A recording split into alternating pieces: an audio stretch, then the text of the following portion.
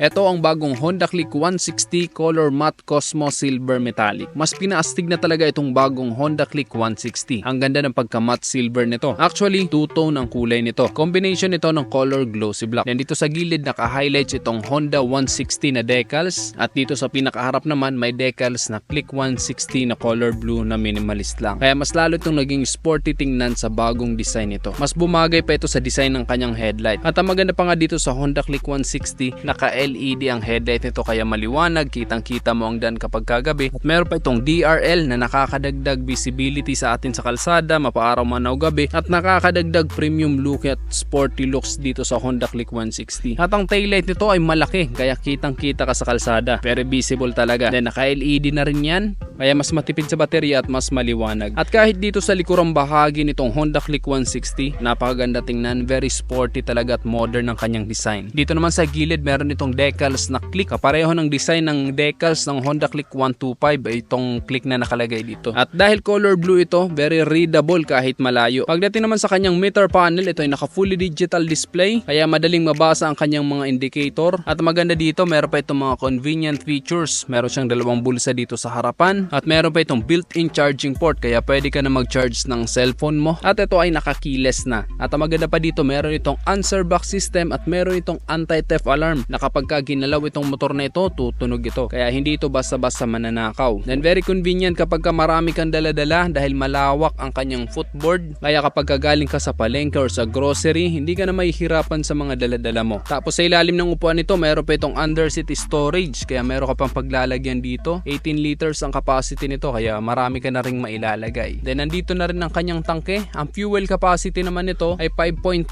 liters. At matipid ito sa gasolina dahil kumukonsumo lang ito ng 46.7 km per liter ayon sa Honda. Kaya perfect na perfect ito pang araw-araw o pang hanap buhay. Pagdating naman sa makina nito, ito ay 157cc, 4-stroke, 4-valve single overhead cam, liquid cooled at ito ay naka ESP Plus engine. Ang compression ratio nito ay 12:1. Ang maximum power nito ay 11.3 kilowatts at 8,500 RPM with a maximum torque of 13.8 Nm at 7,000 RPM. Then of course, ito ay naka-program fuel injected kaya matipid siya sa gasolina. Then very average Filipino height friendly itong motor na ito dahil mababa lang ang kanyang seat height. 778mm lang. Kaya perfect na perfect to sa mga hindi katangkaran at sa mga beginner o nag-uumpisa pa lang magmotor dahil hindi ka mahihirapang itukod-tukod ang motor na ito. Mas madali mo itong maibabalanse. Very lightweight lang din ito dahil 116 kilos lang. Pagdating naman sa mga gulong nito, ang sukat ng kanyang gulong dito sa harapan ay 100/80/14. Sa likod naman ay 120/70/14. Then of course ito ay naka-tubeless na. At sa braking system, naka-disc brake dito sa harapan. Sa likod naman ay naka-drum brake. At meron itong CBS or combined braking system. Hindi pa ito naka-ABS. At sa suspension naman ito, naka-telescopic fork sa harapan. Sa likod naman ay naka-single shock. At kahit mas pinaganda ang design nitong bagong Honda Click 160, mas naging mura naman ang presyo nito dahil ang SRP nito ay nagkakahalaga lang ng 116,900 pesos. Mas mura pa siya ngayon kumpara doon sa bagong labas nito dati na 118,000 pesos. Bumaba ulit ang presyo nito ng 116,900 pesos kaya affordable na ulit itong Honda Click 160